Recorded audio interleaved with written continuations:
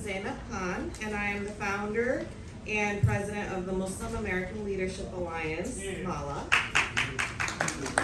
We're a national 501c3 with the mission to promote the leadership and diversity of Americans of Muslim heritage. Now, since 2015, Maha has been accredited with the United Nations Economic and Social Council. And through our groundbreaking work and our commitment to amplify the leadership and contribution of Muslim Americans to this great nation, Maha is actually one of the first organizations and only organizations to archive the oral histories of over 1,000 diaspora, first generation to fourth generation Muslim Americans spanning across the country, which are now housed into the National Library of Congress. We've partnered with organizations and institutions and brands such as Cartier, Facebook, New York Public Library, National Geographic, American Folklife Center, Arab American National Museum, and many more to bridge cultural connections that extend beyond our traditional route of representing who Muslim Americans really are.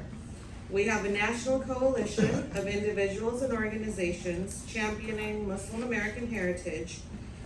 And what I really want to emphasize today is that sitting in this room is an inspiring and profound group of Pakistani Americans, many who have traveled from afar to join us today for this very special conversation on the U.S. and Pakistan.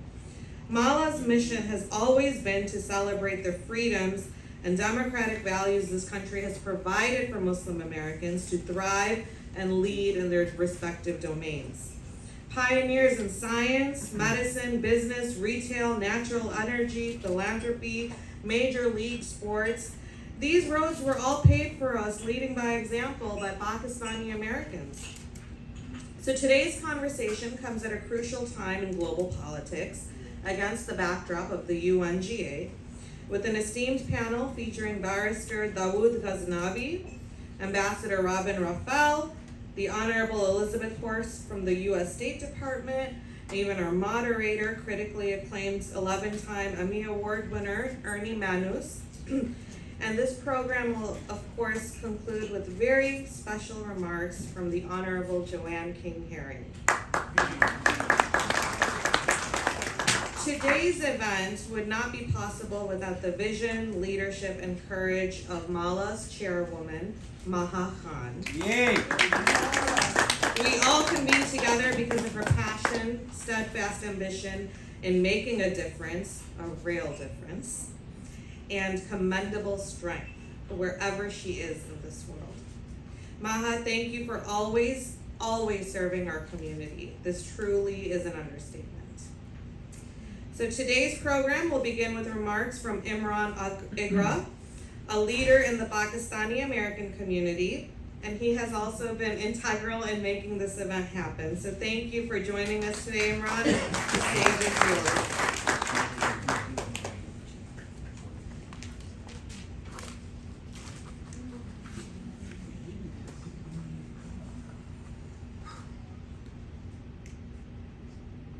Thank you, Zainab. You said so many things about me in one sentence. Even though she blamed me to be the integral part of this event, I am not. Everything today that happened is only because of two wonderful women. One is Maha Khan, and the one is Zainab Khan. Please, a round of applause for both of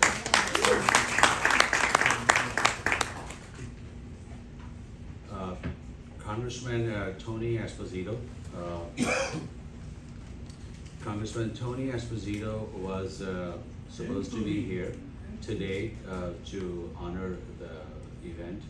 However, everybody knows today marks the 22nd anniversary of the horrible events of 9/11, and he happens to be, along with other congressmen and legislators, with the victims of the 9/11 families at the 9/11 Memorial downtown.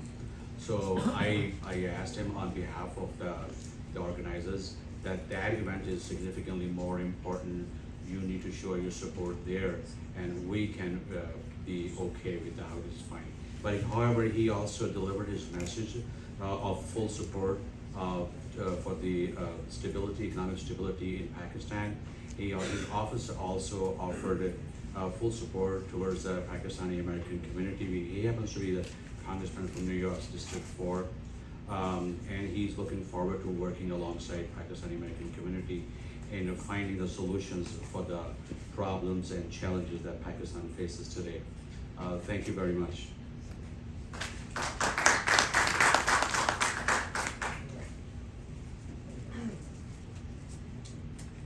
Our conversation today will begin with remarks from Avishan Bodinoud, Chief of Information Management Unit, Office of the Director of Coordination and Shared Services, Department of Political and Peacebuilding Affairs with the United Nations.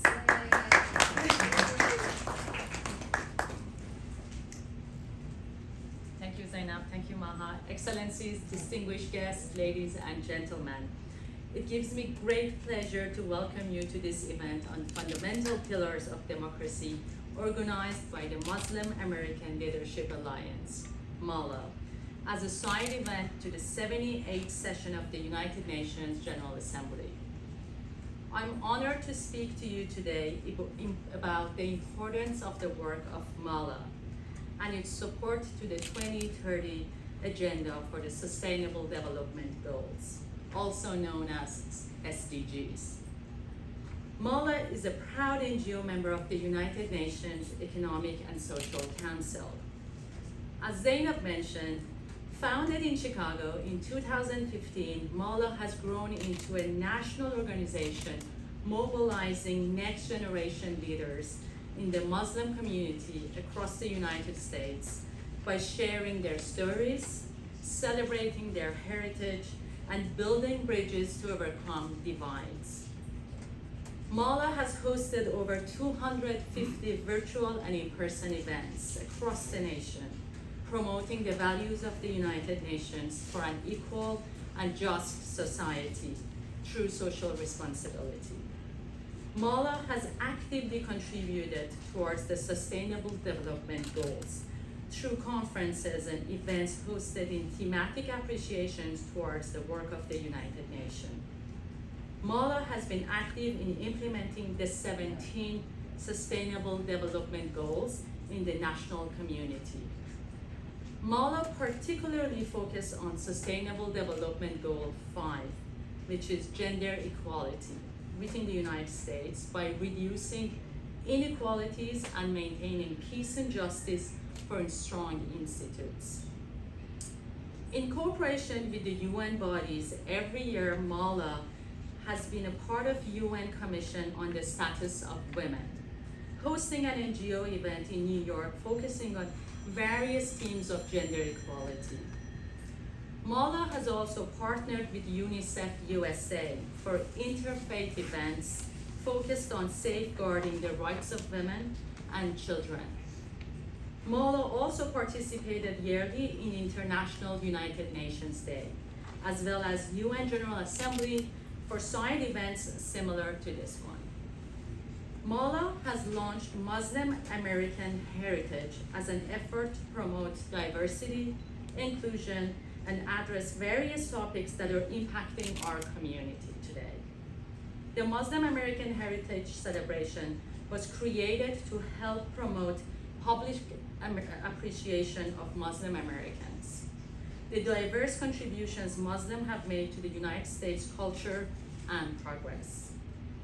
The program provides resources for school, civic groups, congregations, and even individual families to celebrate the accomplishment of Americans of Muslim heritage and the fundamental freedoms that have enabled United States to thrive. Muslim American Heritage is an observance to Sustainable Development Goals through arts and music festivals, salon-type events addressing human rights, various awards and scholarship contests for Muslim American youth, screenings of film by and or featuring Muslim Americans, and creating a digital library of Muslim American heritage, as Zainab talked about.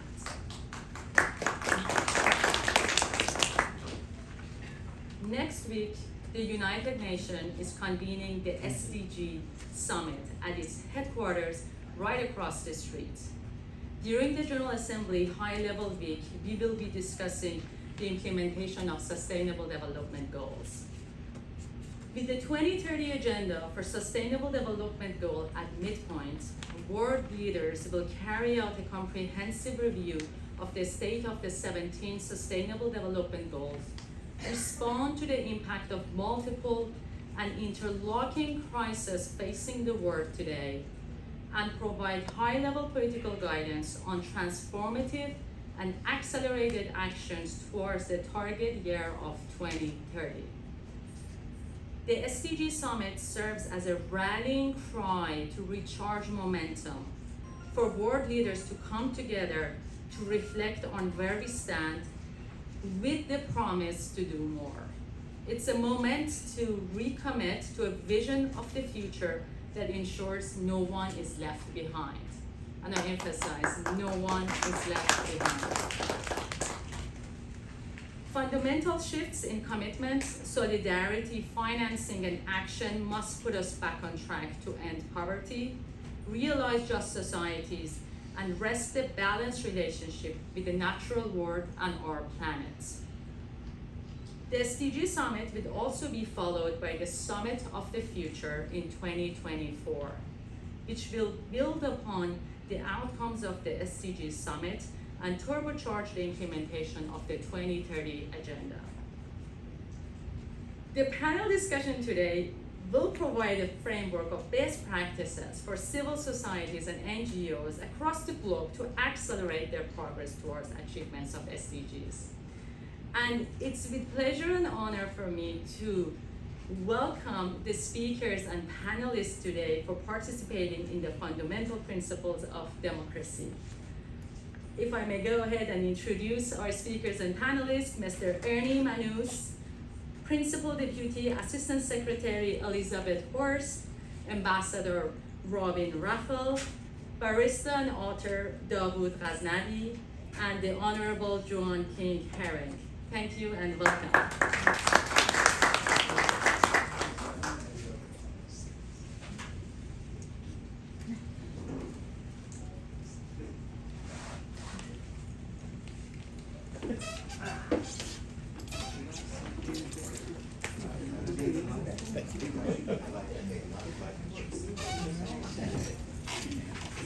So as the panel readies itself, it's a really distinct pleasure to have Ernie Manouse with us. He's an 11-time Emmy Award winner, TV anchor, producer, and host, known for the Houston Public Media produced series, Ernie Interviews with Ernie Manouse. And he is the co-host to Susie Orman on her biannual PBS specials and holds the title of Ultimate Interviewer from the Houston Chronicle. Ernie, thank you so much for joining us today. It's truly an honor.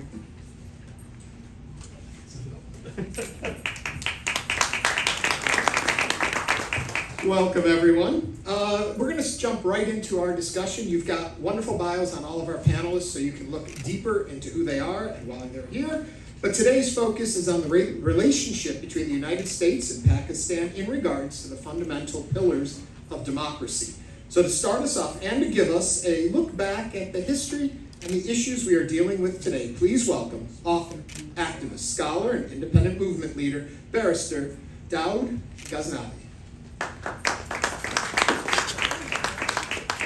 really have a very small space. Say something Very that works, tight. actually. Yeah. Okay. Good afternoon, ladies and gentlemen. First, I would like to give my greatest thanks to Maha. I would like to rephrase names from here. Founder Zainab and Chairperson Maha for this parallel event with UN. And then my very honorable guest speakers. First, PDAS Elizzbeth Horst, and then Ambassador Robin Raphel, Avishan, Senior Official United Nations, which we heard before, and Honorable Joanne King Herring. It's been really an honor to be here at this very crucial moment, what's happening in Pakistan, and I'm just gonna say from my own understanding and experience today, that we as Pakistanis, how we are experiencing democracy and how democracy in Pakistan is been practicing. Not from today, but since its independence. And before I start working on and explaining the history of democracy and at the same time US and Pakistan relation, it's my honor that I'm explaining this whole events with the very senior officials from the State Department. I'm so thankful and glad to you people to be here today. Secondly, when I start that the condition and the situation of democracy in Pakistan, it's very important to understand why democracy in Pakistan hasn't been flourished, why we have not achieved a very consolidated democracy, and secondly, what are the challenges and what were the challenges, and why we are still in that race of civil-military imbalance, and how we're going to achieve the task of having a very consolidated democracy. So for that, at the final touches of my speech, I will give you my 5 points of recommendation in which I believe that if we implement them, I really believe that we can have a very strengthened democracy, and at the same time, US and Pakistan relation would be strengthened too. So, if I start with the very little brief about the creation of Pakistan, our founding father, Muhammad Ali Jinnah, had a very, very clear and a very profound vision about Pakistan, which was about a very strong democratic values and at the same time social welfare system based on Islamic principles. So the question here is, have we reached that point or not? And the answer is not really, but we are still trying to understand where the society and the culture fits in the democratic values. So every country, whenever it's came into creation, they always need international friends. They need resources. They need either militarily aid, either economical aid. So when we talk about Pakistan, I think before the creation of Pakistan, we have always looked into United States. I mean, our founding father, Jinnah, wrote a letter to President Roosevelt, how he was resenting communism, the mass growth of communism in the Muslim world. So our main intention, or even the main spectacle to be after creation of Pakistan, was United States. So the resentment against the communism and having the Islamic values, I think that was the point of attraction between the US and Pakistan relation. So that's how we actually started our relation with the United States. So if very unfortunate thing happened in the creation of Pakistan, that our Constituent Assembly actually couldn't draft a constitution, because every country, if you want to function democracy, you need to have a very strong constitution. And it's very unfortunate that until 1956, we didn't have any constitution.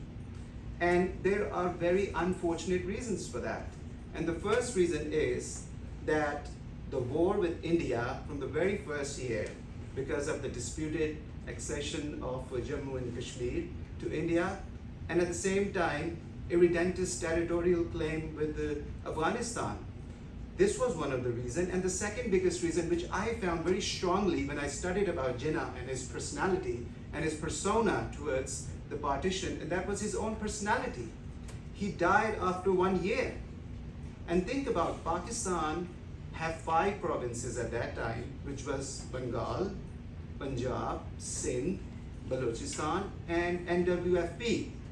All these provinces has its own history, thousands of years of history of each province. So Jinnah was a symbol to unite those provinces. So that's why his death actually really gave us very, very backlash of being unity among our provinces. So this is the start of Pakistan. So think about the challenges we had, how we left the track to have the benchmark of democracy. We went toward having a security state more than as a flourishing democracy. So some factors, as a new nation, it always happened. So then, if we talk about now that how the democracy actually had to flourish but it couldn't, in 1958, the first general election was to be announced, and at that time, the worst part what happened was that the ex-general Sikandar Mirza, he was the president of Pakistan, and he was very uneasy to have elections in Pakistan. Interestingly, the State Department at that time actually cautioned him about, scuttling the democratic process if he's not going to have elections. But unfortunately, he decided not to have the elections, and he imposed the first martial law in the country. So that was the first martial law in 1958. And it converted into another military coup after 3 weeks. So there you go, after 10 years of Pakistan birth, we had our first martial law. So the race of democratic institution actually got really, really, really slow. But one thing, when Ayub Khan came into power, even it was a very authoritarian rule, we did have very limited democracy. And when we talk about a limited democracy, that's mean on a very lowest level, like a local government level, we used to have elections. Public voice was being silent. So this is how a whole decade Pakistan went into. And obviously Ayub Khan was America's good choice when he took over. And then another event which actually really surprises me when I see all the history, that one army rule went off with another martial law by General Yahya Khan. So for 3 years, from 1968 to 1971, we were again in another martial law.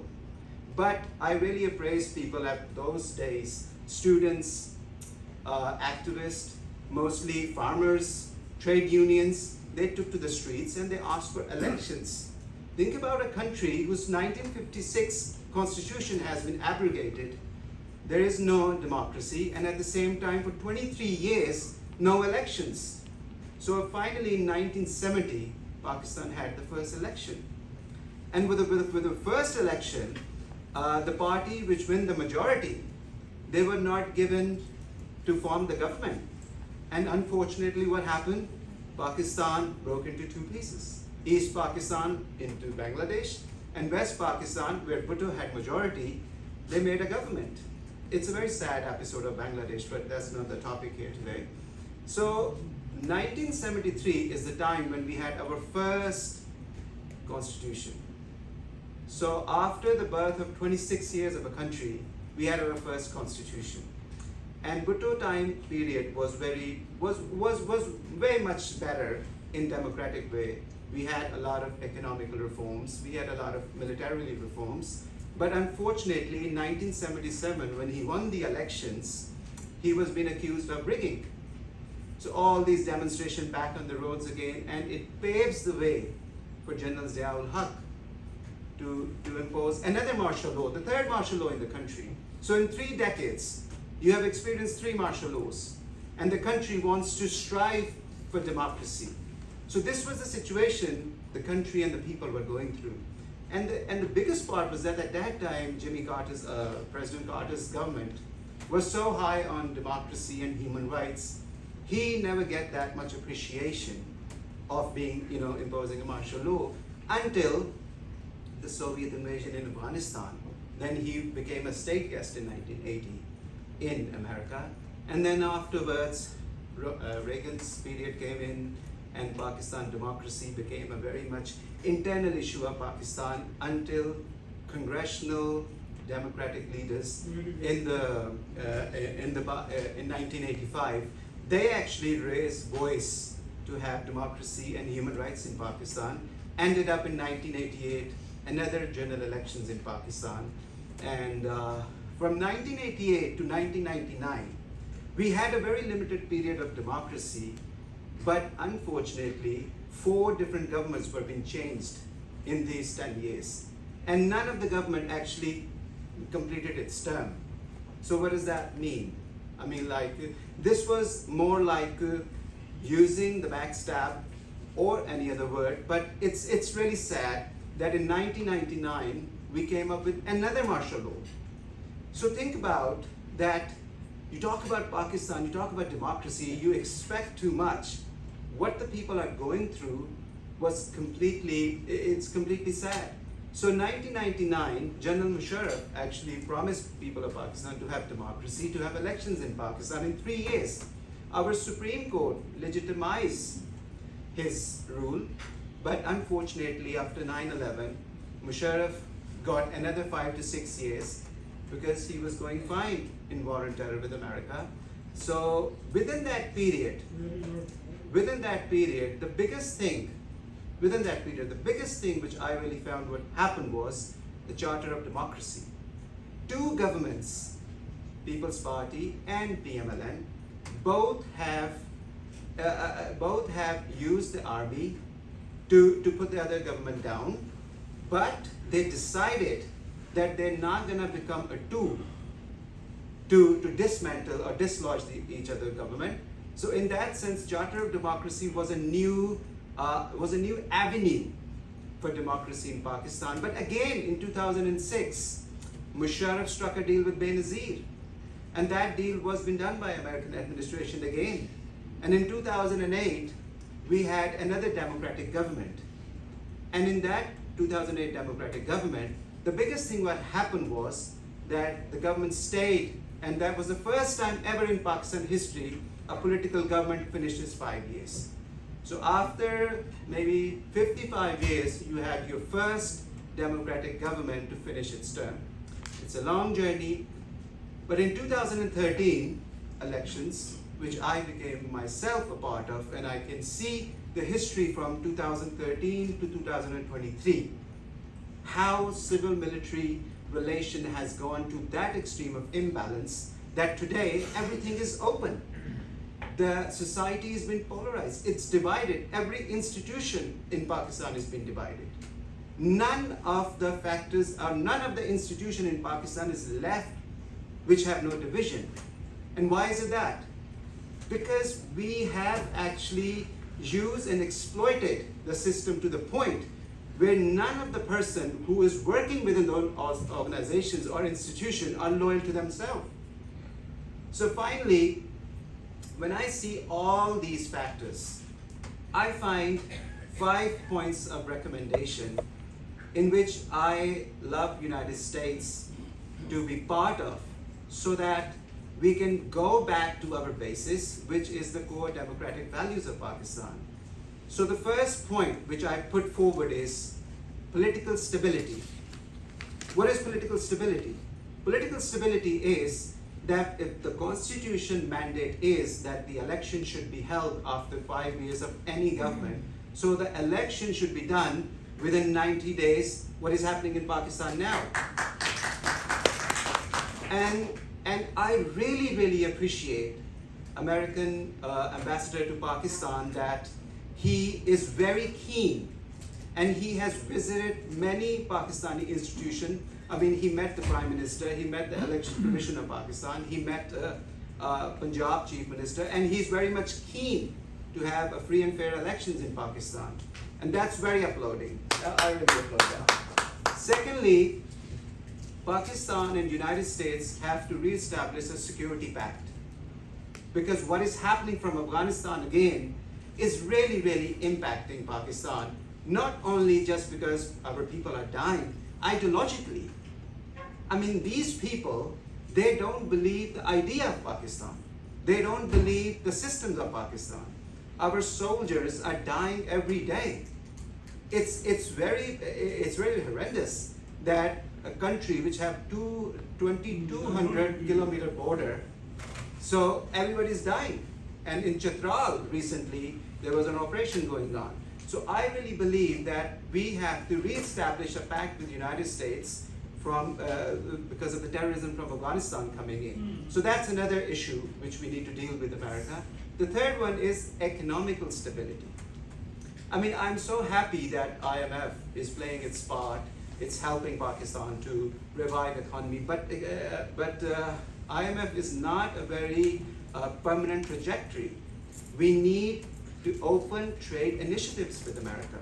I mean, I had my talk recently in Baker Institute, and it came to know that 55% of Pakistan workforce is in agrarian land. We need technology in agriculture products to be more strong and more growth and more quicker way. So I think in agriculture and in energy sector, I think we really, really need technological side from America to have a stronger growth. So that's one of the other aspects I would like to, United States to work with Pakistan.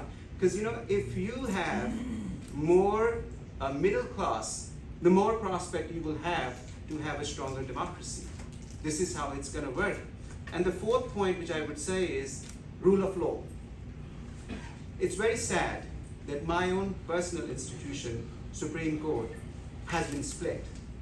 And you can see the orders of Supreme Court went into the air. Nobody's ready to listen to the Supreme Court orders. This is a very bad state of condition and very bad state of position. Even we not gonna have political stability in Pakistan, I think if there is gonna be no rule of law, then all those fractions and all those groups which want to use Pakistan for their own personal interests, they gain more grip in the society. So we need those factors to be considered, that the more we're going to have stable government in the coming years, the more we can control these institutions. And finally, I believe that people-to-people relationship with US and Pakistan, which has a very high significance. I really thank America to help Pakistan recently in the COVID section, then in the polio, and then a lot of work have been done by USAID in health, education.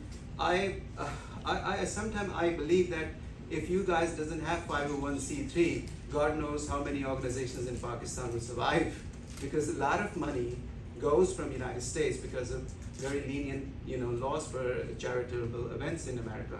So these are the 5 points. I believe that if we work with the United States on these issues, I believe that not only Pakistan, but the region would prosper. And I believe that it's in a very strong US and Pakistan interest that democracy in Pakistan should prevail, should get strengthened, because people of Pakistan, here, they're very much integrated in American society, very successful people. I think we want these type of people to grow over there as well and have a very healthy relationship with the United States. I hope I have covered everything which I saw, which I experienced, and I've lived with. I am so thankful to you. Bye.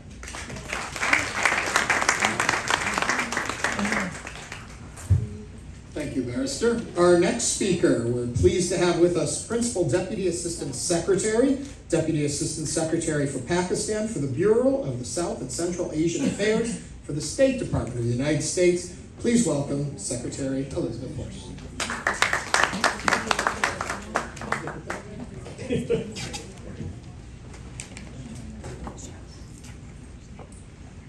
So, you hear me? Sound check. Good. All right.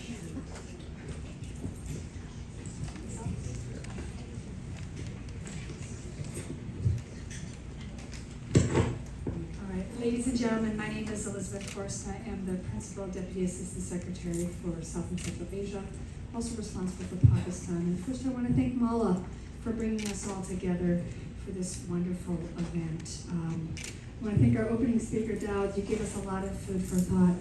I'm going to keep my remarks short and focus really on where the United States and Pakistan relationship is right now, because I think we're at an interesting inflection point where we're writing a new chapter. And I don't need to tell the people in this room that the U.S.-Pakistan relationship has had a lot of ups and downs. It's been a very complex relationship. But I'm actually very optimistic when I look back over what we've accomplished in the last 12 months, that we are indeed writing a new chapter that isn't a high, that isn't a low, that is right in the middle, where we're two big countries with common interests that are working on a lot of complicated global issues together. Like normal big countries that have relations with each other, some things we agree on, some things we have to work through.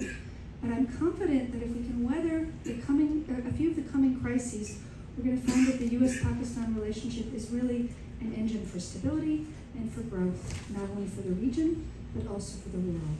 So let me talk a little bit about where we are right now in a moment. I think I'm pleased to hear you mention Ambassador Don Bloom, who's been in Islamabad for about a year and a half now. With his arrival in Pakistan, we were really able to turn the page, I think, on U.S.-Pakistan relationships. That and the U.S. and NATO forces' departure from Afghanistan allowed us to look at the relationship with Pakistan really just for what it was, a bilateral relationship.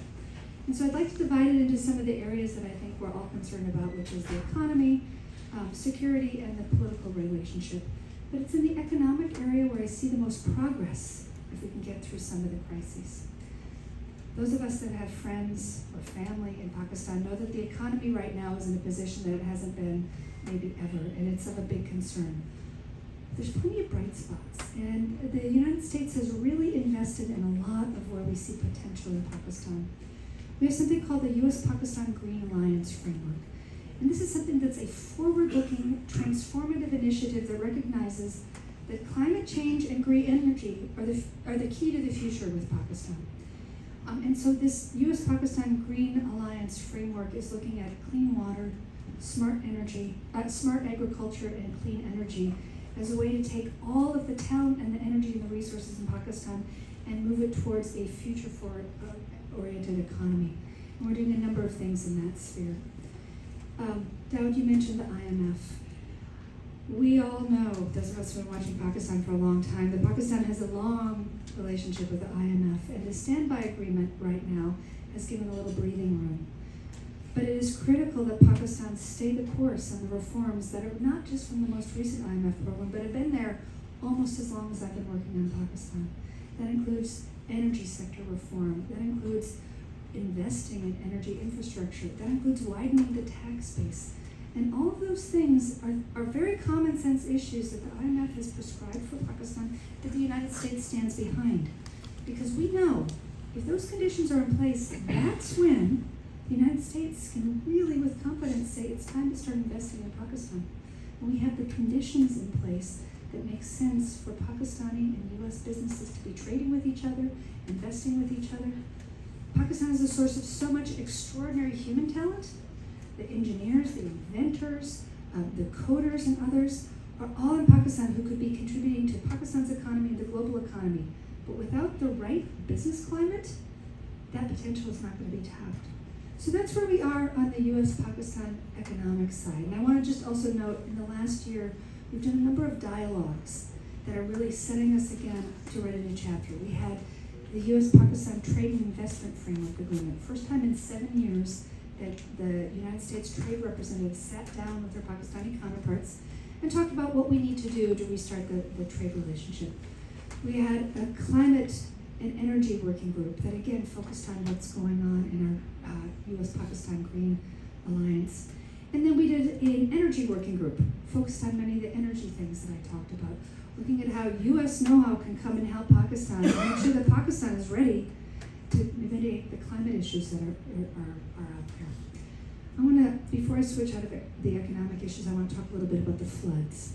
And I think last year's devastating flooding that anyone who saw the pictures of people sitting by the sides of the road who had lost everything, animals, fields, barns, homes, no one was left untouched, including in America. And the United States government was able to come up with a very substantial pledge. And we led the way that led to a successful pledging conference in Geneva. But the government's generosity was matched by many of you in the audience and the generosity of Pakistani Americans here who saw the floods and said, I've got to do something to help. And it's that kind of generosity and people-to-people contact that I think are so essential to building the economic relationship that we're going to see between the United States and Pakistan. Let me turn a little bit to security. Everyone looks at concern at the security situation and the threat that the TPP poses to Pakistan right now. We've had a security dialogue with Pakistan, we've had mid-level defense talks, and it's something that we are going to continue to look at, a counterterrorism dialogue as well. We know that without security there is no stability in Pakistan, and we recognize that together we need to work on that. And then finally on the political side, the United States remains a friend of Pakistan, a supporter of Pakistan's democracy. We have made it very clear we support no person, no party We support the people of Pakistan having the right to choose their next government. And Ambassador Bloom has delivered this message. We meet with all parties, all institutions. I have delivered the same message. It is critical that the people get to decide and that the political parties are responsive to the people. So we will be continuing to support Pakistan's democracy in that way. We want to see credible elections according to the laws and constitution. We want to see elections that are free of violence, have open competition, and have a free media that can cover them, because we all know that freedom of the press is essential to a healthy and flourishing democracy. But democracy also goes beyond elections. And that's why our friendship with Pakistan includes having really strong conversations about freedom of religion and how the blasphemy laws are used, how Ahmadis are allowed to worship, how other religious minorities are treated. And that's an important part of Pakistan's flourishing democracy. So we'll continue to deliver those messages. So those are the three parts that I think all of us are looking at: the economy, the security, and the political situation. But at the same time, I remain an optimist for what the U.S. and Pakistan can do together. And the United States is going to remain a friend to Pakistan through all of these troubles. Thank you.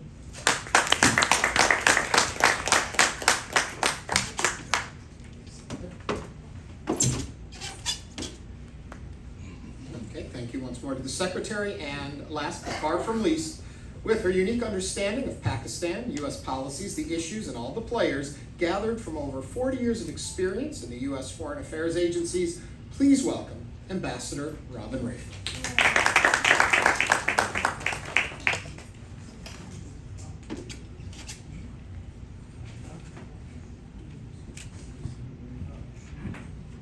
Can you hear me? Yes. Okay. I think I have two microphones now. Thank you very much. Thanks to Maha and thanks to Ernie for the introduction. As you all know, I'm a long-term advocate of better and more grounded U.S.-Pakistan relations and a greater U.S. appreciation of the need to actively promote a stable, integrated South Asia region. While I worked for many, many years in the U.S. government, I don't presume to be close to U.S. internal policy discussions now. That's very much Elizzbeth Horst's purview, and I think she described very well the U.S. government positions. So the observations that I will share will be my own. I have tried very hard over the years, as is a diplomat's role, to understand Pakistan's perspective and to explain as best I could how the U.S. saw Pakistan. This has meant being honest and at times critical, and as gracious as possible in listening to Pakistani colleagues recite a litany of complaints about the U.S. We are now in a period globally where institutions of democracy are being challenged. This is also true in the U.S., but Pakistan is no exception. Pakistan today is facing an unprecedented array of existential challenges to political stability, constitutional order, economic viability, and internal security, as the other two speakers have highlighted. Some of these crises are of its own making, but some are due to factors beyond its control, like climate change and the pandemic. But the combination of these interlinked problems would challenge the bandwidth of any government and leave the public at large frustrated and disillusioned with their leaders and looking for someone to blame. All the more reason to step back and take stock in a rational, dispassionate manner. On the economy, many analysts have said at the heart of Pakistan's problem is that over the years it depended on geopolitical rents. That is, generous development aid and military aid and Western-supported IMF loans premised on its geographical location, rather than on its own economic productivity and revenues. It was compensated for being a US ally in the Cold War, helping drive the Soviets out of Afghanistan, facilitating US-China rapprochement, and again supporting the US in the Afghan theater of the global war on terror. Pakistan has been slow to adjust to the fact that the world is changing. The US focus has shifted further east with its Indo-Pacific strategy and competition with China, undermining the value of Pakistan's real estate. Pakistan can no longer depend on a steady flow of aid, and political instability, as Elizzbeth has noted, discourages foreign investment. The PTI government tried to redefine Pakistan's economic model to base it on geoeconomics rather than geopolitics, with Pakistan serving as the hub for trade and energy corridors from East Asia through Central Asia and on to Europe. Unfortunately, this idea was not fully developed, let alone implemented, before the PTI government fell. So now, Pakistan has no choice but to do the serious reforms that should have been undertaken years ago. Everybody knows what these are. Elizzbeth has listed them, but I shall as well. You need to increase taxes on the feudal and industrial classes, end special treatment for uncompetitive industries, privatize key state-owned enterprises, institute land reform, and depoliticize and modernize the bureaucracy. An example of the absurdity of the current system is that many Pakistanis today cannot afford to pay their skyrocketing electricity bills. These are mandated by the IMF, so the government has no choice but to impose them. But at the same time, the elite sit on billions of dollars of urban real estate that is hardly taxed at all. So there's little revenue to subsidize the poor in their electricity bills because there aren't enough taxes being collected from the wealthy. The problem, of course, as we all know, is lack of political will. Unfortunately, the current efforts that the army is taking to rescue the economy through selling assets to the Gulf is only a short-term fix. The long-term solution of real reform requires a government with a mandate from the people to make the hard decisions for long-term economic revival. Without such a mandate, reforms are easily undone by the next government. Some argue that such reforms will not be possible without major social upheaval. I would like to believe that Pakistanis will see the handwriting on the wall and that the wealthy Pakistanis will contribute more of their private resources to support the public good. On the political front, Pakistan was disadvantaged early on by the death of Jinnah, as Dawood mentioned. This left no counterpart to Nehru on the India side to guide the early development of Pakistan's democracy.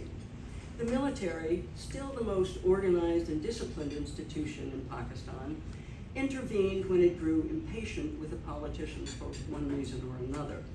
Unfortunately, this history is now repeating itself. While there has been no formal coup, the military is clearly orchestrating events. When I look at the situation from, say, 30,000 feet, I see that there's more than enough blame to go around for the current chaos. The vote of no confidence did not work out as planned. The opposition PTI got too cocky and boisterous in its rhetoric and its street power.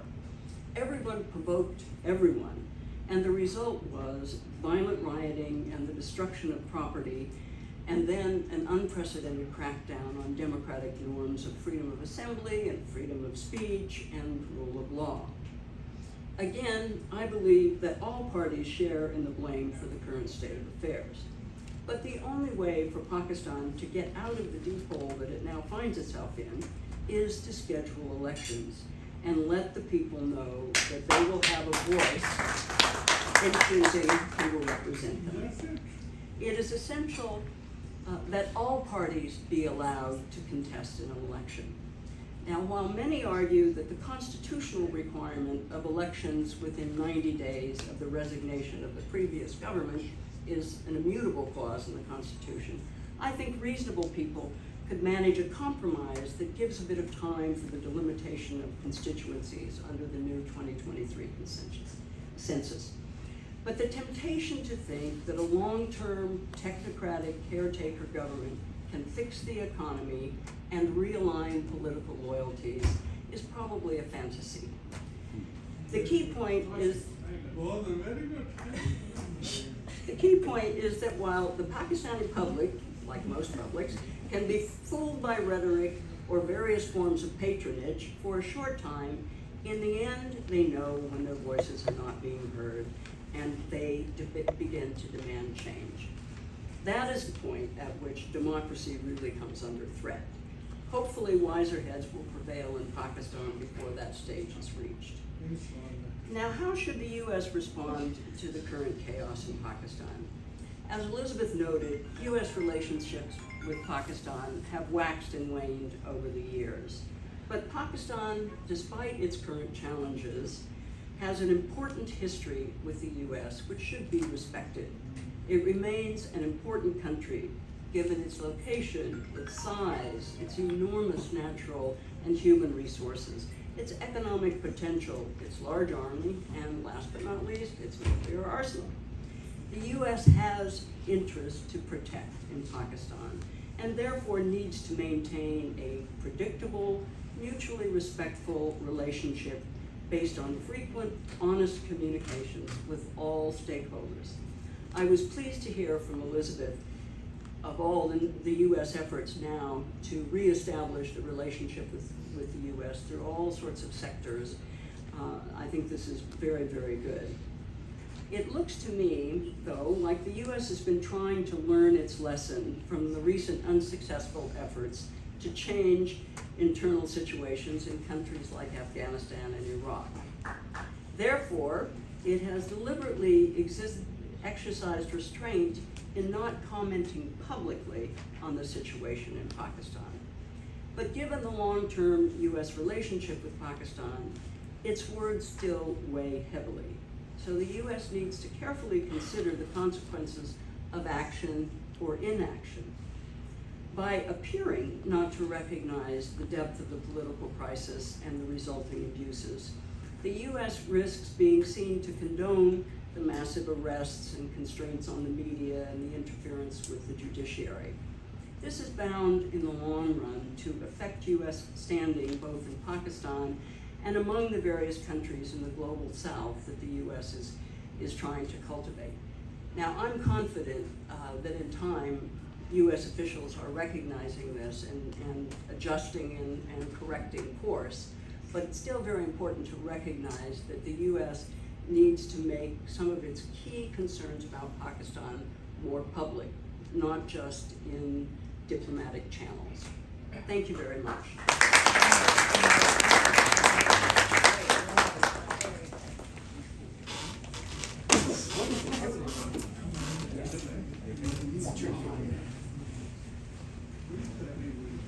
We had decided at this point that we would have a conversation up here for a bit before we turn to all of you for your questions.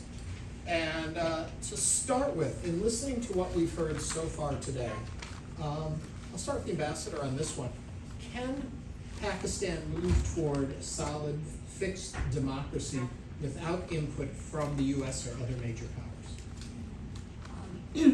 The short answer is yes, but that to help accelerate it and to assist the parties that are working towards that in Pakistan, I think it is helpful that outsiders carefully but publicly support the people who are working towards democracy. Barrister, your thoughts? It's very interesting, maybe historically, that in 1950s, one political scientist Pakistan had to be taught how to run the democratic culture and structure in Pakistan. I think the experiences in Pakistan has been so immense that people know, like I'm a very big admirer of Brzezinski, his school of thought. He said that in 21st century, people are politically aware. That's the biggest change. People know how to raise their voice. And I think in Pakistan, the exaggeration of the situation is that people want to speak out. That's why you see social media. Pakistani social media is the third most active around the globe. And what you talk about over there is just one simple thing, politics. In America, you talk about culture, Hollywood. But in Pakistan, you talk about politics. So you have more political heroes in Pakistan rather than any other section of society to look into. And that is even affecting the minds of the people. everybody is so cynical nowadays that they always ask you, which side of you? Are you this side? If you're not on that side, they're not comfortable with you. People don't invite people on marriages based on these divisions. So this is what is happening in Pakistan, and that's very alarming for 250 million people. So Can you build on and create a stronger democracy without holding an election? I am building a political party right now. I really believe that because I started my career with the Supreme Court. I've studied, how development of democracy has happened through the decisions in the Supreme Court. Whether you take America, the biggest decision, Al Gore versus Bush, that changed the dynamics of America. If you would see from the decision that they're not going to go, because biggest problem in Pakistan is rigging. You get the elections, but the next stage is rigging. So the comfortability of the mind of people is very important. And nowadays, what people of Pakistan is, what I see from very close eye is, they just need one simple suggestion, and that is, what do we have to say? And that's very important, that it needs to be respected. That's what I think. Secretary, let me ask you this. Of course, we understand there are many factors that are involved in U.S.-Pakistan relations. How do we build toward a stronger partnership while still supporting the growth and strengthening of their democracy? So we have never hesitated from supporting democracy, and even to your earlier question, the best way for Pakistan's democracy to grow is because the Pakistani people want it to grow. Democracy never works when it's imposed from the outside. And so our stance is really, again, as I said in my comments, not for any particular party or position, but for fundamental principles that apply not only in Pakistan but around the world. And we've been really clear about that. But at the same time, it's a little bit damned if you do, damned if you don't. If we come out too loud or too strong, then we're accused of interfering. And recently, Ambassador Bloom went and met with the election commissioner, and he was criticized for that. People were saying, "Oh, we know who pulls the strings on that one." And it was a normal conversation, it was the normal diplomats do around the world. We meet with officials, and he was going to reinforce our support for Pakistan's democratic crises. So we walk a fine line on showing our support vocally and defending our values, while also not wanting to get sucked in or being accused of tipping things one way or the other. What we're going to continue to do is what we've been doing all along, is support a lot of the fundamentals of Pakistan's democracy, and that includes civil society. We've put $9.7 million in the last year into supporting freedom of media, civil society groups that are apolitical. It does not matter what party, so that the institutions are strong. And that's something that I think is the United States' best brand. And then we walk away and we say, Pakistanis, it's up to you to decide what kind of government you want and how you want it to work. Jumping on the end of that, Ambassador, as soon as money plays in the subjects, where the money goes can be perceived as how we're influencing things. How do you balance aid, help, support, investment without being mischaracterized as selecting, choosing, and guiding a nation?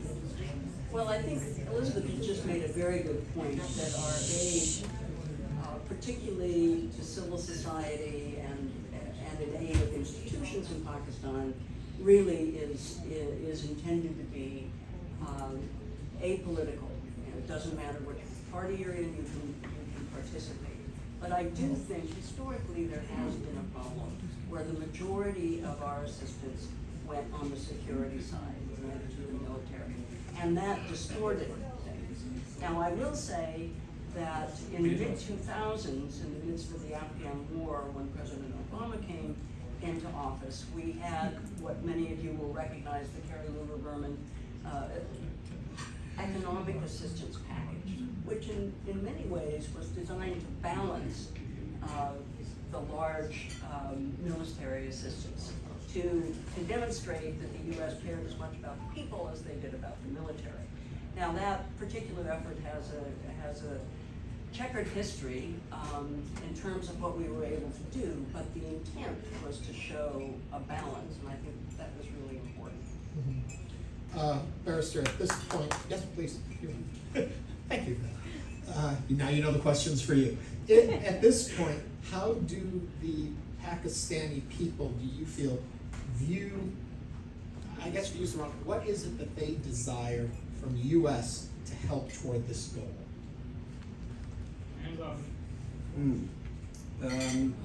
I would love to share you one very small incident. 2 years ago, I was in Islamabad because mostly this is where I live. And United States had money on one terrorist. He said, dead or alive. So one Pashtun guy came up to me. He said, I have a very strong question to you. I don't work anything, but I'm looking for that guy. No, seriously. He said, I have a question to you. He said, if I find him alive, then I kill him. Would I be eligible for both of the money or just for one side? I'll be very honest with you. This is a kind of, and I felt very sad that the guy still had a mind to think about what he wants to do. I think in Pakistan, like she said, that he visited Election Commission of Pakistan. In my sense, like I've said, 75 years of history with the United States. It's not a new history. Both governments understand each other, administrations understand each other. Misconfusions has reached to the point where it has become violent. And you have seen recently how it has gone. And it's mostly political rhetorics. No any basis. That's the worst part. And this is what I'm sad about as a lawyer, that if you raise such a strong political rhetoric, you have to have basis for that, because it damages very strong relationships. I think people of Pakistan from the United States, because I live in a locality where mostly exporters live. They are in sports goods, they are in surgical instruments. They want to do business in America. Every time I come to America, everyone says, can you bring me a contract from the USA? This is how people are. I mean, this is the natural people you're asking me. I think what they expect from the United States the most is that they want to work with you guys. This is how I see the relation. Yes. Secretary, let me go back then to talk a little bit about the youth today in Pakistan. Strong resource, so much potential there. What does the U.S. do to help support and engage the next generation of Pakistanis to help move toward this common goal? So I think both Ambassador Raphel and Barrister mentioned people-to-people being essential in what we do. And youth engagement is absolutely critical. And we have a long history of working with Pakistani youth in a number of ways. We send about 800 students and scholars to the United States from Pakistan every year. That's a huge number, and that means that our alumni network is about 39,000 strong. So that is a connection across generations, but also with the youngest generation. We've also provided English language training to about 24,000 young Pakistanis. Some of you might think, well, Pakistan's English speaking. Why would the United States come and speak English? Well, there's a disparity about who has access to English, and we're trying to hit those parts of Pakistan where there may not be English language programs if you don't have the money or the family connections to do that. So we're very conscious about engaging with youth. I mentioned the U.S.-Pakistan Green Alliance. What are young people around the world worried about today? The climate. They are worried about how we're going to get out of this climate catastrophe. And so we're trying to engage young people in terms of solutions. We are supporting women in STEM, so we have more women engineers. We just graduated our first cohort, and I'm going to get the name of this wrong. It is a Women in Energy Scholar Program. And they went and studied this, so we have more women who can come back and help reform Pakistan's energy sector. So we recognize that getting it right with the youth is really important. And it even goes to some of the fundamental things like food security. One of the most heartbreaking parts of the flooding was that there were so many young children under 5 who were tossed into malnourishment. That's where the United States really came in and tried to help with that.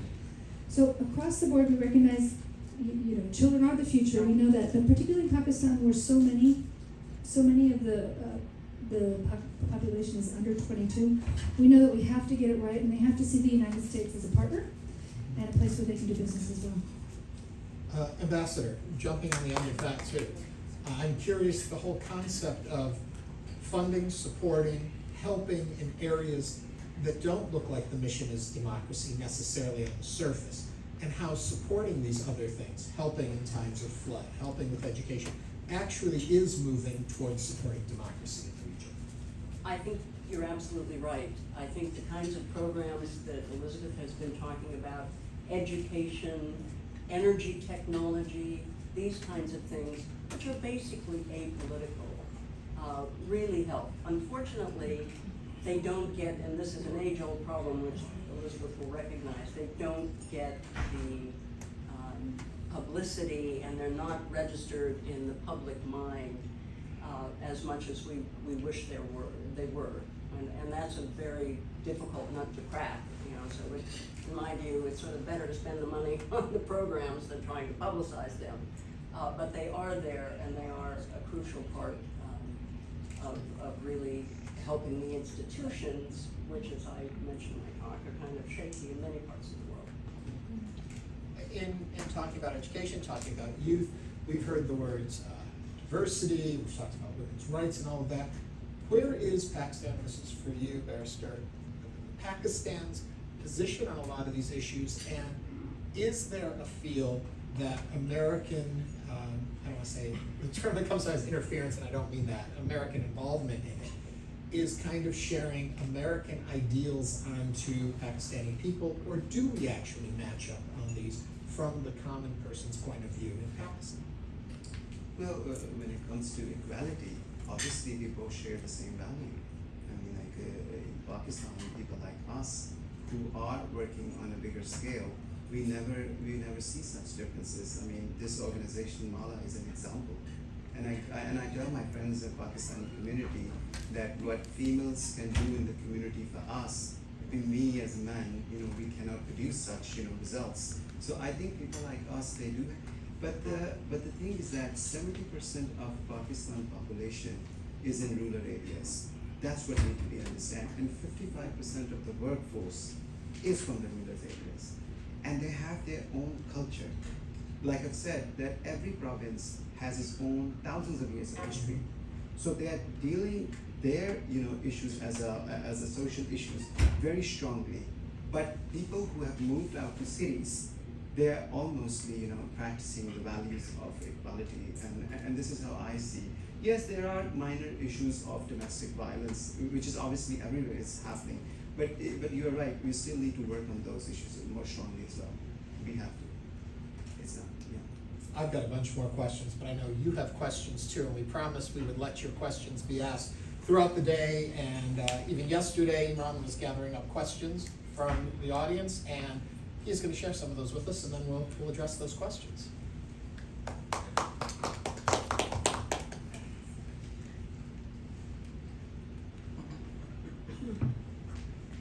Hello, everybody.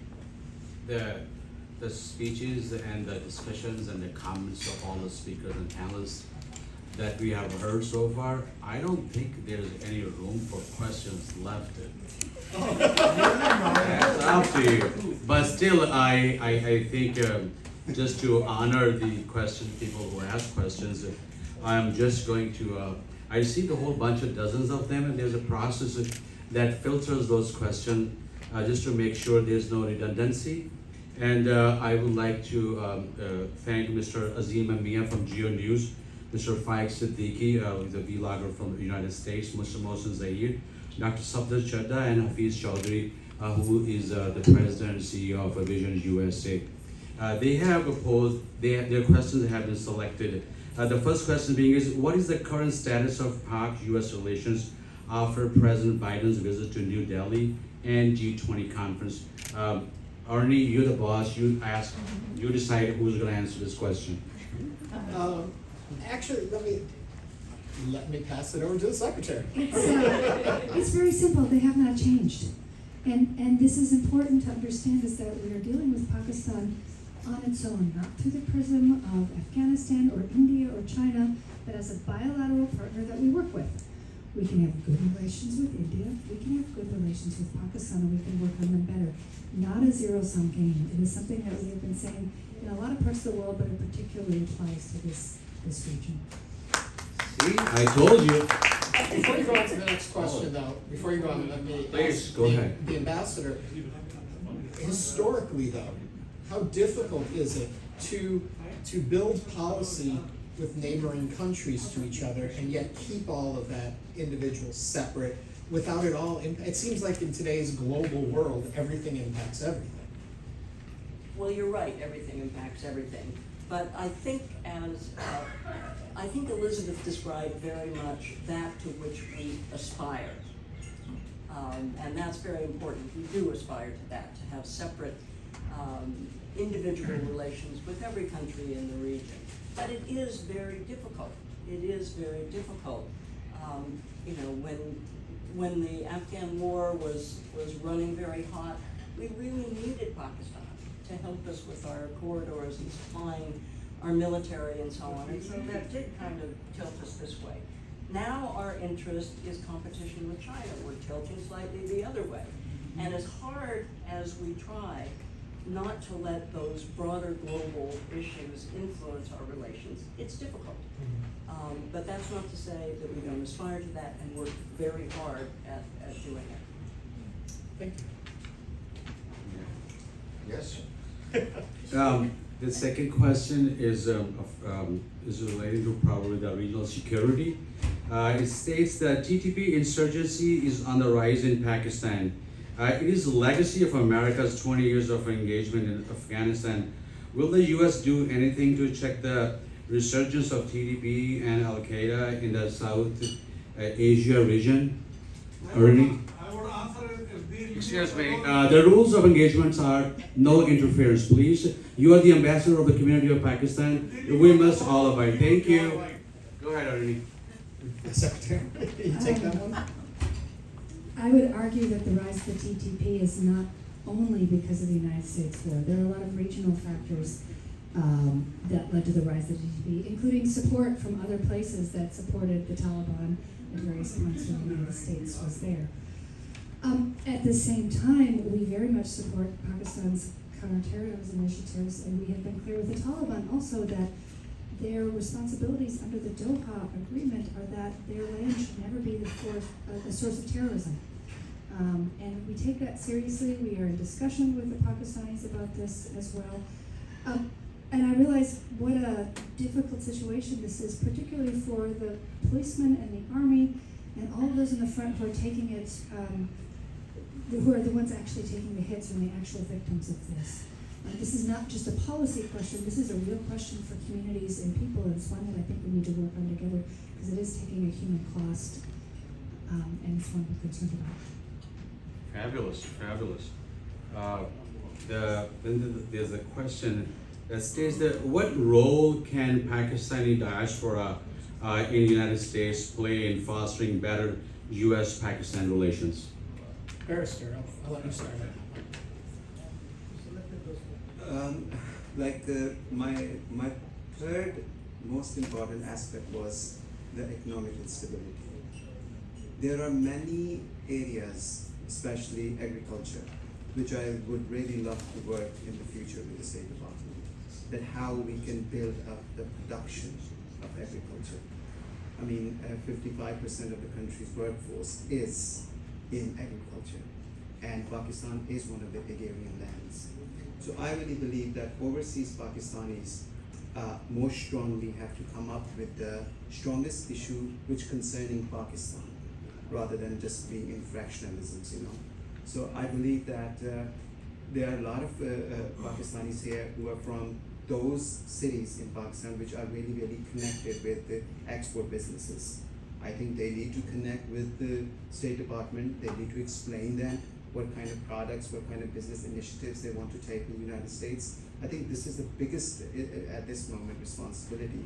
This is how I saw Indian community has, you know, in line with the State Department in the past, and they have grown their business in technological side as well from 1960s, which we couldn't handle. I mean, we have the best IT experts in the Silicon Valley, Muslim Pakistanis.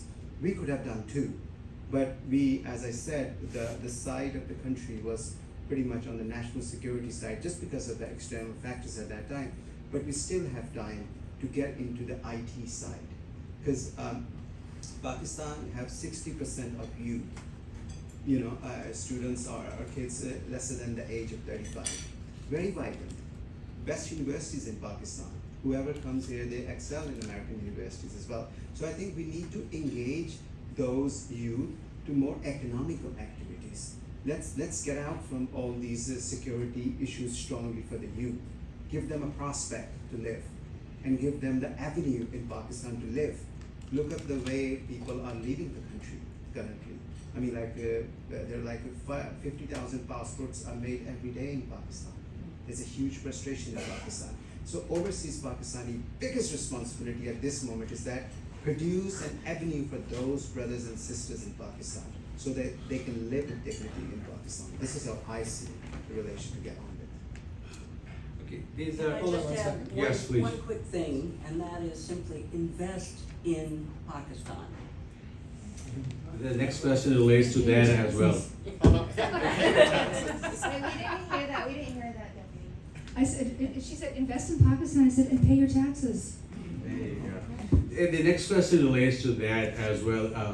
So what is the single most important thing, this is from one of the Pakistani Americans as well, who's not a journalist. What is the single most important thing that government of Pakistan should do to improve the business and investment climate to attract both domestic and foreign investments? Who would like to feel that? It's not going to come as a surprise if I say that corruption is an issue, right?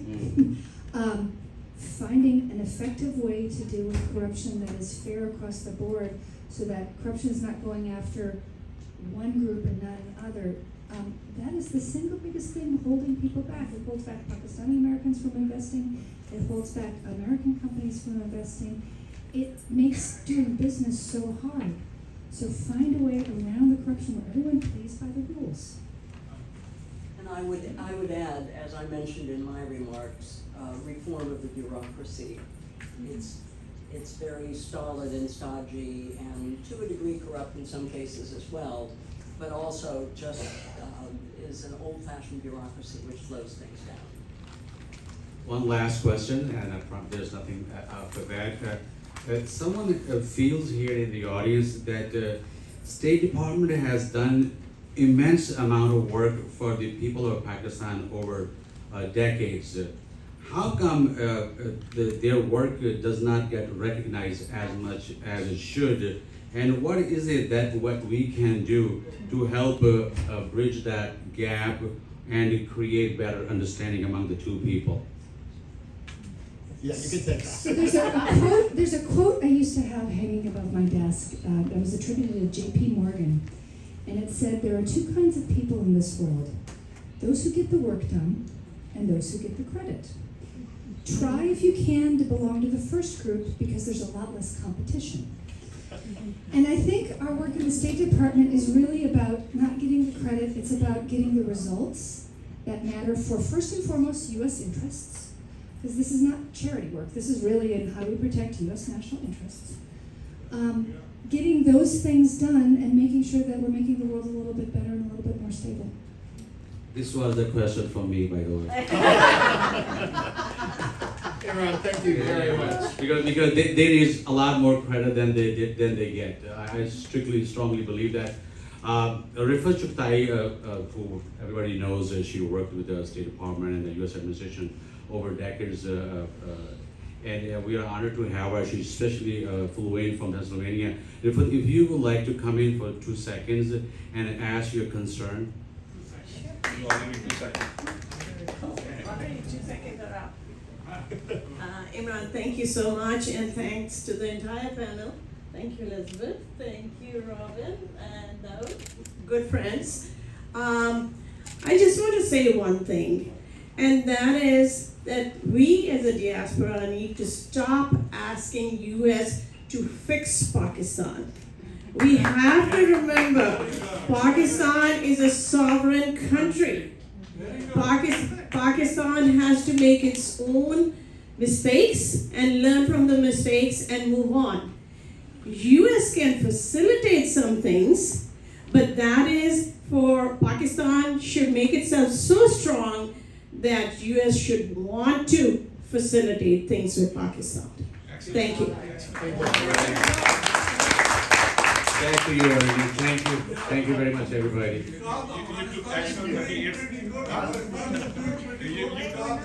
Before we lose control of the room, I had promised our panel that we would give them each a chance to sum up their thoughts today. I know we barely scratched the surface on an extremely important discussion. Then we will move on to our closing statement. So please stay seated, and I'll do it in reverse order of how I had you start. So we'll begin with the ambassador. I would simply reiterate the fact that I think we all need to remember that Pakistan really is an important country from the point of the U.S. We have long-standing interests there. Elizzbeth has very carefully and fully outlined how we're trying to approach those and emphasize that getting the work done is better than getting the credit. And I think that's just very important. And I also think that it helps Pakistan to have constructive criticism, not destructive criticism. It helps Pakistan to have ideas on how to move forward, not criticisms and finger wagging, which sometimes the U.S. has a habit of engaging in. So I'll leave it at that. And then we'll go over to the secretary. I don't think I have a better comment than what Rifat said, really. It is really true. Every one of you here and everyone who's watching this has a role to play. The Pakistani people get to decide what their future looks like, for better or for worse. And we are here as friends and partners, but at the end of the day, we don't want to dictate. That's not in our interest, that's not in Pakistan's interest. Pakistan is an important partner on its own, and we want to see it succeed. Take us on. I really believe that the issues which we are concerning Pakistan are mostly internal issues. And it's our own responsibility, like Griffith have said, that we can fix it. But at the same time, when you have a history with a country and you have shared values when it comes to democracy, obviously sometimes big brothers, they do guide their smaller siblings. So I feel like as a role of in a sort of very I don't want to use such kind of word that it can be interpreted in a different way, but I really believe that Pakistan has to stand on his own feet, on his own values, and the United States involvement can be a bonus for the development of the society, not as the reason for rise and the fall. This is how I see it. Yeah. As I approach him, let's hear it for our panel. Now, to begin our closing remarks, the former Honorary Consul of Pakistan is here with us. Many of you know her for her work lobbying support for Afghanistan. It's a story that's been told through book and film, Charlie Wilson's War, but you may not know of her love, work, and dedication towards Pakistan and the Pakistani people. So please, it's my honor to welcome Dame, Ambassador, Knight, the Honorable Joanne King Herring. Yeah.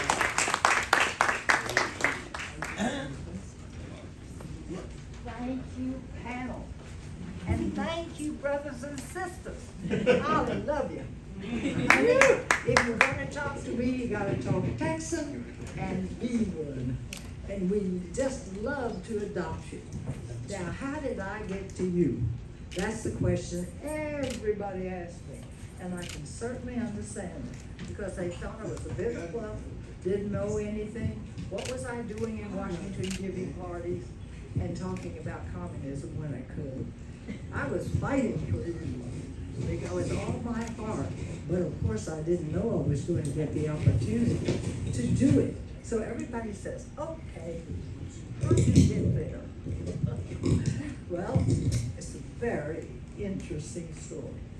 My husband was chairman of a major oil company, and he was drilling all over the world. So Yaqub Khan, who was the ambassador to Washington, thought, well, let's get him interested in drilling in Pakistan, which certainly is very important, and is important right now. You need some drilling out there.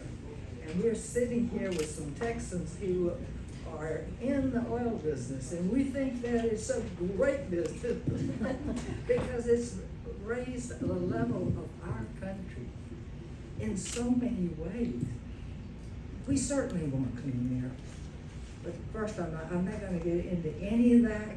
I'm just gonna tell you how I got to you. And that is my husband and Yaqub Khan became friends. So he asked Bob, who is, as I said, chairman of the oil company, we are going to appoint an honorary consul, but it's going to be more than an honorary consul. You're going to have to really help us and work with us and do things with us. And Bob said, well, I'd love to do that, but I'm in 26 countries, my company. I really don't have the time to give you the time you need. Why don't you take Joanne? Well, you can imagine what the Pakistani men thought of that.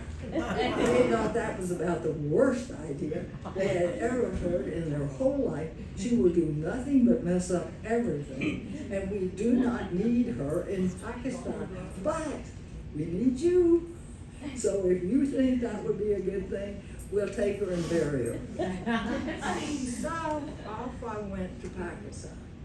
And I didn't know that people thought I was an idiot.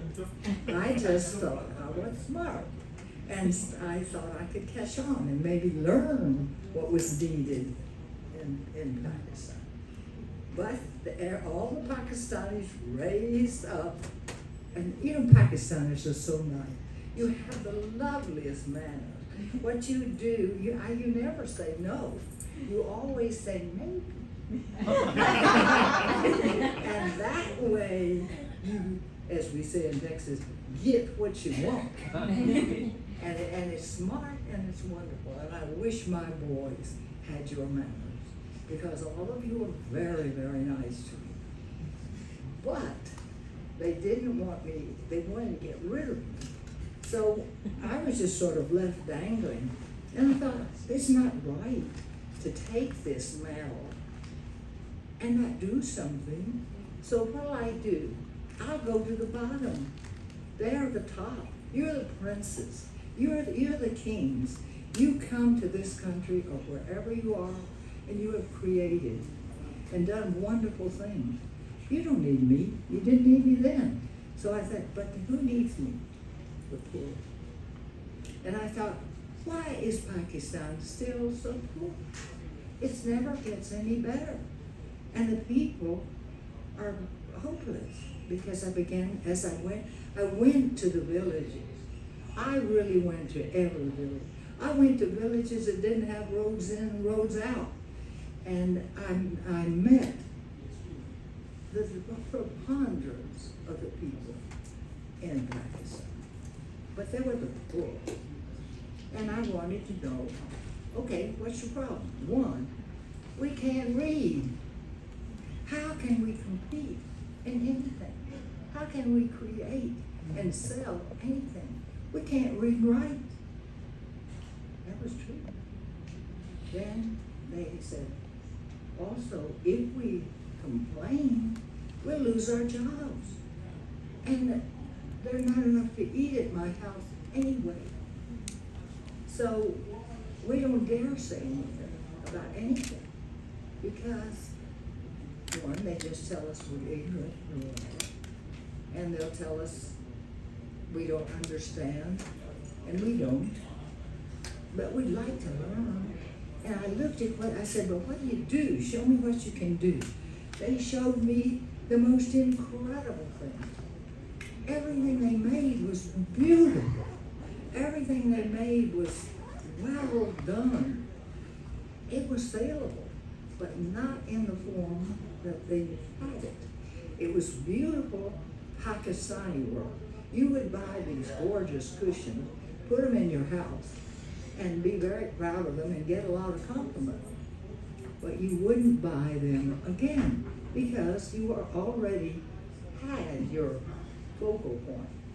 So I thought, okay, what is selling around the world? What do people go back and buy again? because they need it. And so I looked to France, I looked to Italy, I looked to the United States. What was selling? This was the 70s.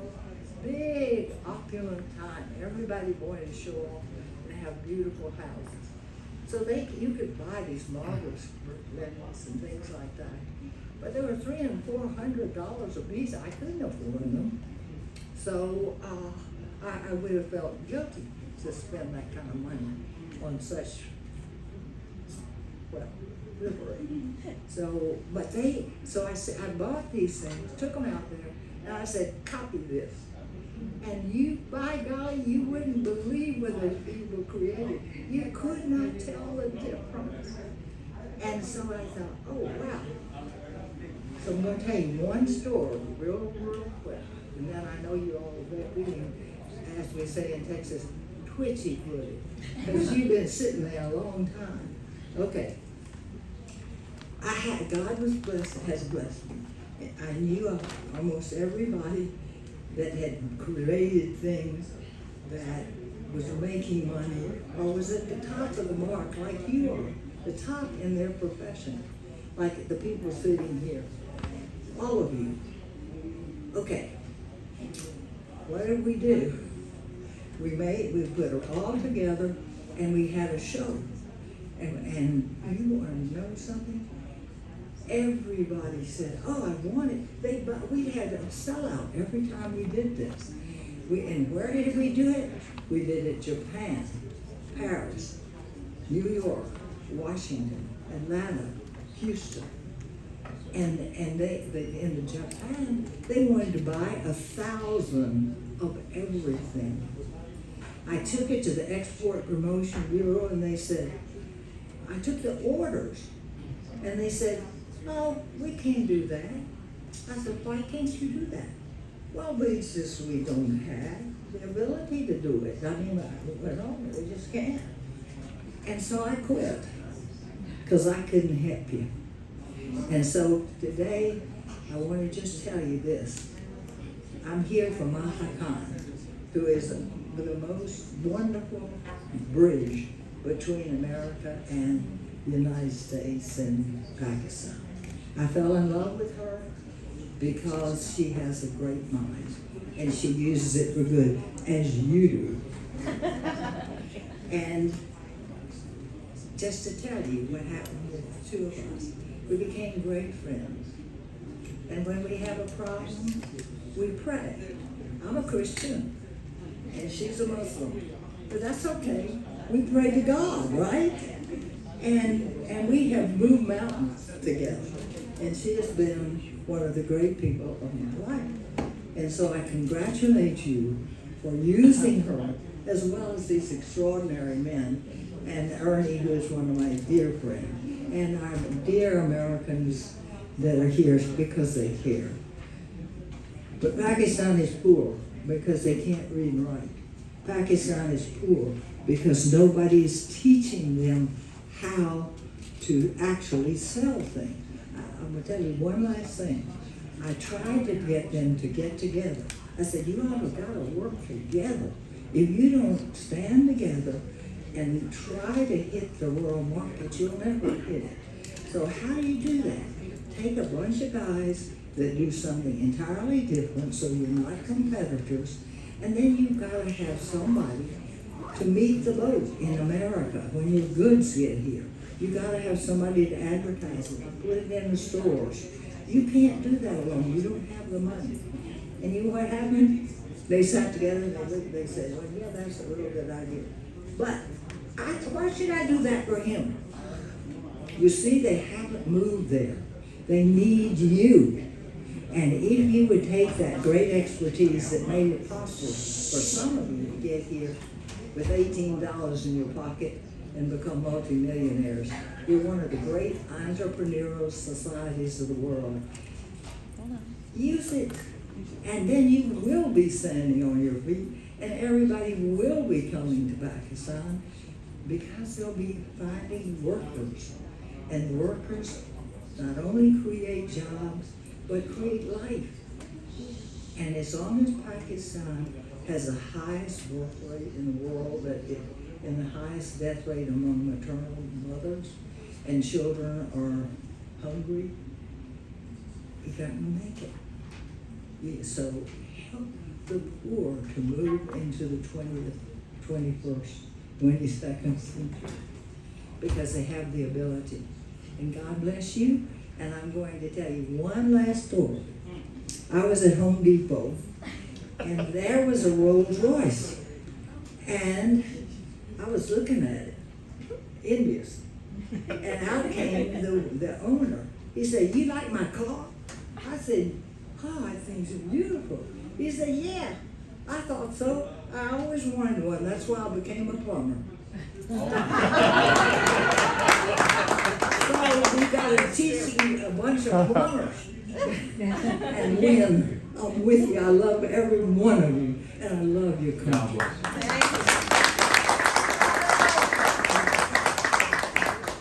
The Honorable Joanne King Herring, let's hear it for her.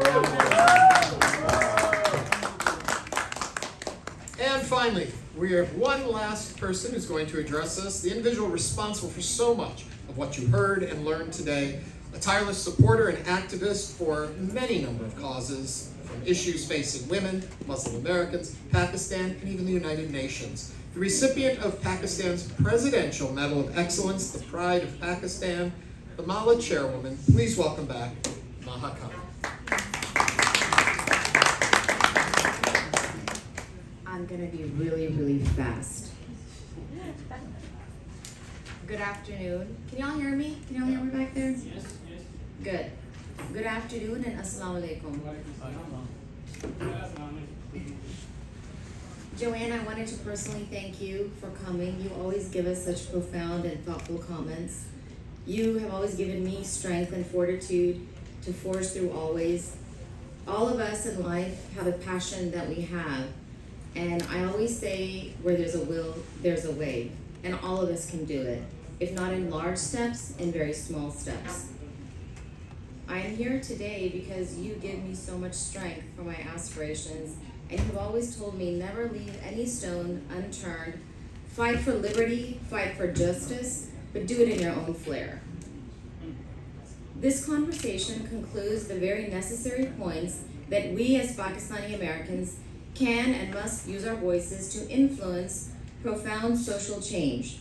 We carry this program on so that the next generation of American Pakistan youth are empowered to stand up against injustices and create a foundation where democracy is the bedrock of civil governance. These issues in Pakistan directly impact us here in the United States, as I can speak for our diaspora crowd garnered in this room.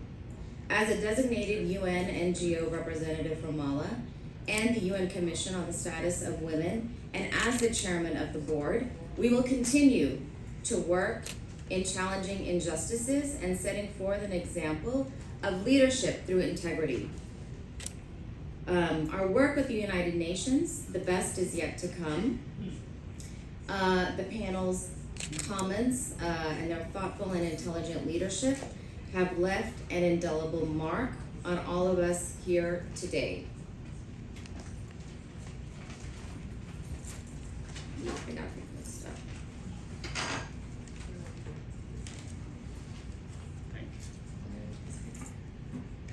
I would like to thank our panel, Elizzbeth Horst, Ambassador Raphel, Ernie Manouse, Barrister Ghaznavi, coming from all the way from Pakistan.